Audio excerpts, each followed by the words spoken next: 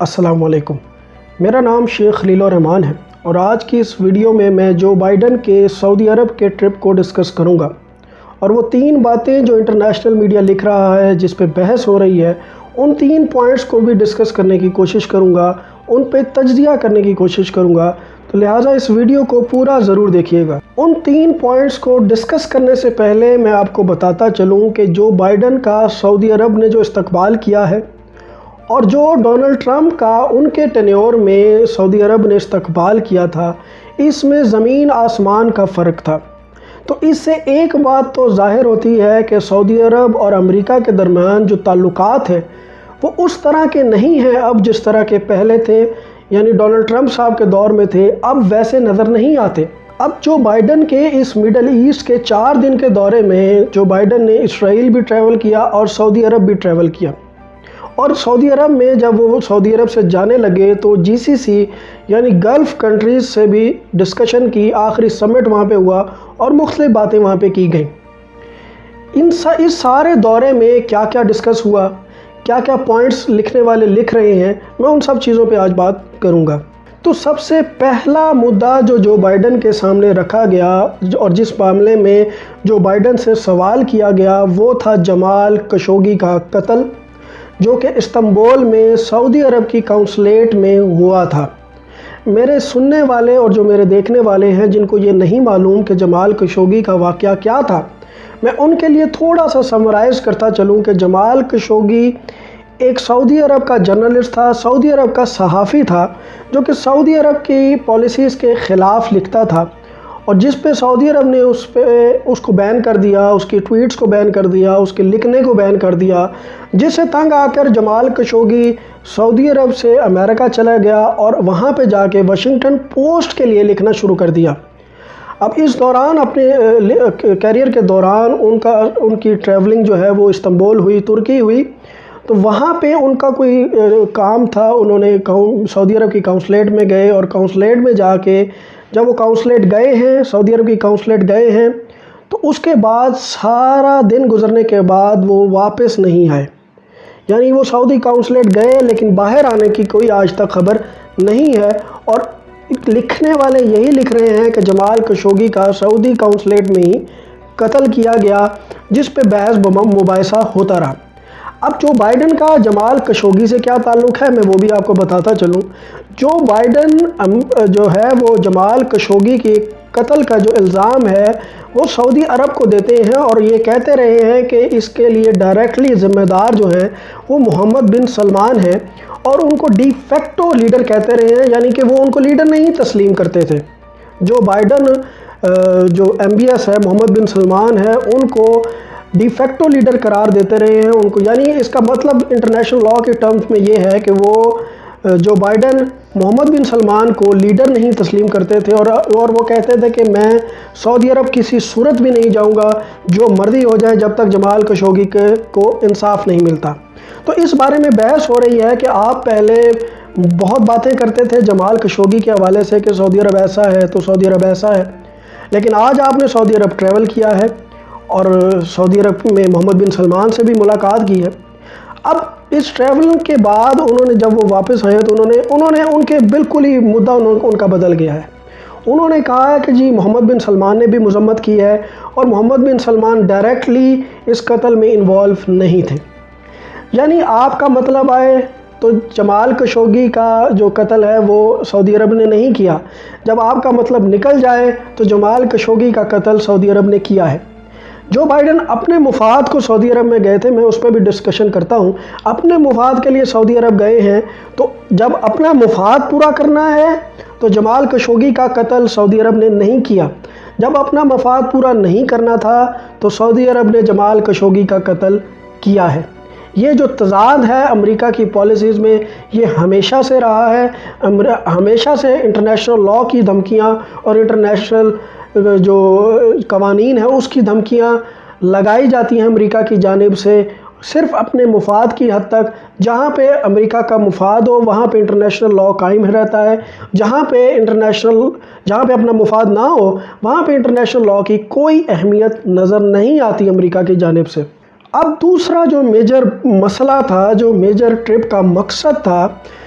وہ تھا آئل کی جو پوری دنیا کے اندر مارکیٹ میں ایک انفلیشن ہے، پوری دنیا میں آئل کا بحران ہے، تیل کی قیمتیں امریکہ کے اندر بھی بہت بڑھ چکی ہیں۔ تو وہ جو بحران ہے، بیسک مسئلہ جو بائیڈن کا یہ تھا۔ ان کی جو اس پورے ٹرپ میں جو دوسری بات ہے وہ ہے انہوں نے آئل کی ڈسکشن کرنی تھی اور سعودی عرب کو یہ کہا ہے کہ آپ آئل کی پروڈکشن کو بڑھائیں، چونکہ دوسری طرف رشیا اور یوکرین کی جنگ چل رہی ہے اور رشیا کی طرف سے بھی جو یورپ میں آئل آتا ہے تو اس پہ بھی امریکہ کو ایک تکلیف ہے کہ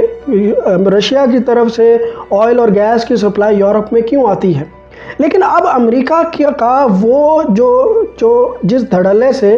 جس طرح امریکہ پہلے بات کرتا تھا سپر پاور کے طور پہ کہ آپ نے ایسا نہیں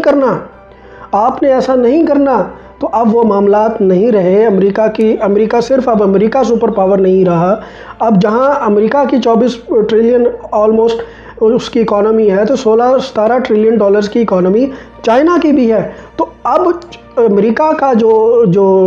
کیا کہتے ہیں دھڑلہ ہے وہ اس طرح نہیں رہا، اور امریکہ سپر پاور اس طرح نہیں رہی جس طرح پہلے رہتی تھی۔ تو اب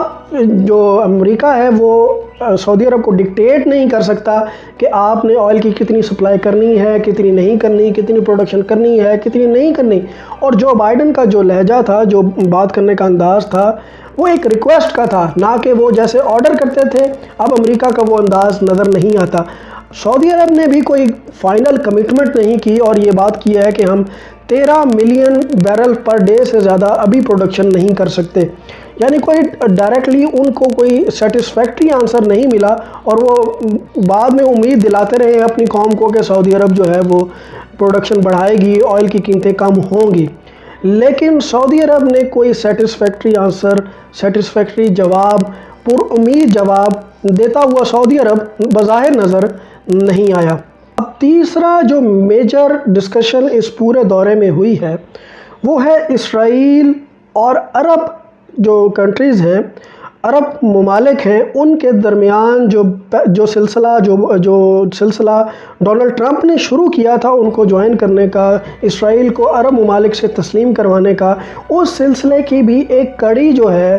وہ جو بائیڈن جو ہے وہ اس کو آگے لے کے چلنا چاہتے ہیں کہ عرب اور اسرائیل کے درمیان تعلقات بہتر ہوں، اور زیادہ سے زیادہ عرب ممالک جو ہیں یعنی اسلامی ممالک جو ہیں وہ اسرائیل کو تسلیم کرنا شروع کر دیں اور آپس میں ان کی ٹریڈز شروع ہو جائیں۔ لیکن وہاں پہ جب GCC کنٹریز کے سامنے جو بائیڈن نے اس حوالے سے بات کی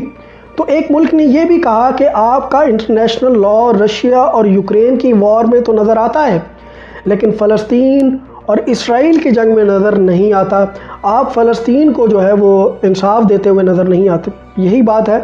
جب رشیا اور یوکرین کی جنگ ہے تو یوکرین کیونکہ نیٹو کا حصہ بننا چاہتا ہے، وہاں پہ اپنا مفاد ہے، اپنے ملک کا مفاد ہے، اپنا ذاتی مفاد ہے، اور رشیا کے خلاف جنگ ہے تو وہاں پہ انٹرنیشنل لاء ہے، وہاں پہ ہیومینیٹیرین کرائسس ہے، وہاں پہ انٹرنیشنل لاء کی وائلیشن ہو رہی ہے۔ لیکن جب بات آتی ہے اسرائیل اور فلسطین کی تو وہاں پہ انٹرنیشنل لاء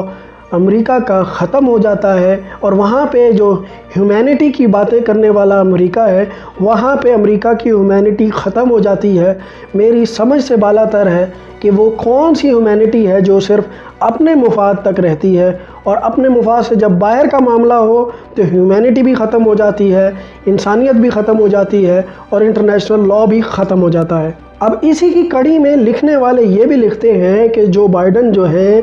وہ اس دنیا کے اندر ایک نئی کولڈ وار شروع کرنا چاہتے ہیں، جس میں ایک طرف تو ایران، رشیا، چائنا ہوں گے، اور دوسری طرف امریکہ، اسرائیل، سعودی عربیہ اور دیگر عرب ممالک ہوں گے۔ وہ اس پوری دنیا کو دوبارہ سے کولڈ وار میں لے کے جانا چاہتے ہیں، وہی دوبارہ مذہب کے نام پہ سعودی عرب کو شیعہ سنی کے نام پہ لڑوانا چاہتے ہیں، رشیا کے ساتھ خود جو ہے وہ ٹریڈ وار چل رہی ہے چائنا کے ساتھ، یوکرین کو اپنا حصہ بنانا چاہتے ہیں، نیٹو کا حصہ بنانا چاہتے ہیں۔ تو لہٰذا یہ لکھنے والے یہ بھی لکھتے ہیں کہ جو بائیڈن جو ہیں اس وقت دنیا کو دوبارہ ایک کولڈ وار کی طرف لے کے جانا چاہتے ہیں، جس میں ایک جانب میں آپ کو جیسے بتا چکا ہوں، جس میں ایک جانب ایران، رشیا اور چائنا ہوں گے، اور دوسری طرف امریکہ، سعودی عربیہ، اسرائیل اور دیگر عرب ممالک ہوں گے۔ یہ باتیں لکھنے والے لکھ رہے ہیں۔ اب بیسیکلی امریکہ کو ایران سے ایک مسئلہ یہ ہے کہ ایران کسی بھی طرح نیوکلیئر نہ بن جائے۔ جو بائیڈن نے بارہا یہ کہا ہے کہ ایران کو کسی صورت بھی نیوکلیئر ویپن نہیں ملنا چاہیے، ایران کسی بھی صورت میں نیوکلیئر نہیں ہونا چاہیے۔ پھر میرے تجزیے کے مطابق یہ سارا معاملات کیوں کیے جا رہے ہیں؟ ایران کو نیوکلیئر نہیں بنانا، کولڈ وار کی باتیں ہو رہی ہیں۔ یہ ساری باتیں اس لیے ہیں کہ امریکہ نہیں چاہتا کہ اس پوری دنیا میں کوئی بھی ایسا خطہ ہو۔ افغانستان سے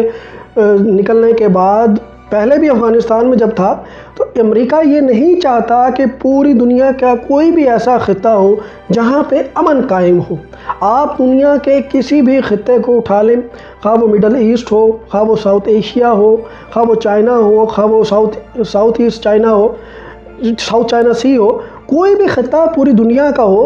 تو امریکہ یہ نہیں چاہتا کہ اس پوری دنیا کے کسی بھی خطے میں امن آئے۔ امریکہ ہمیشہ سے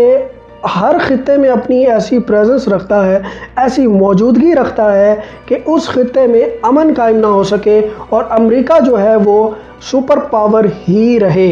امریکہ کی جو فارن پالیسی ہے وہ بظاہر یہی نظر آتی ہے کہ امریکہ یہ نہیں چاہتا کہ کوئی بھی دنیا کا ملک یا تو امریکہ کے برابر آ سکے یا امریکہ سے اوپر جا سکے۔ تو لہٰذا یہ ساری باتیں کرنے کا ایک ہی مقصد ہے کہ امریکہ جو ہے وہ سپر پاور رہے۔ لیکن اب دنیا نے امریکہ کو یہ بتا دیا ہے کہ ہم آپ کے ساتھ اس طرح نہیں کھڑے، یعنی اب امریکہ ڈکٹیٹ کرنے کی جو قوت ہے اس میں نہیں رہا۔ امریکہ کے معاملات وہ نہیں رہے جیسے پہلے ہوا کرتے تھے۔ اب تک کے لیے اتنا ہی۔ میں امید کرتا ہوں کہ آپ کو اس ویڈیو سے کچھ سیکھنے کو ضرور ملا ہوگا۔ میرے اس چینل کو ضرور سبسکرائب کیجیے گا اور اس ویڈیو کو ضرور شیئر کیجیے گا۔ Thank you so much.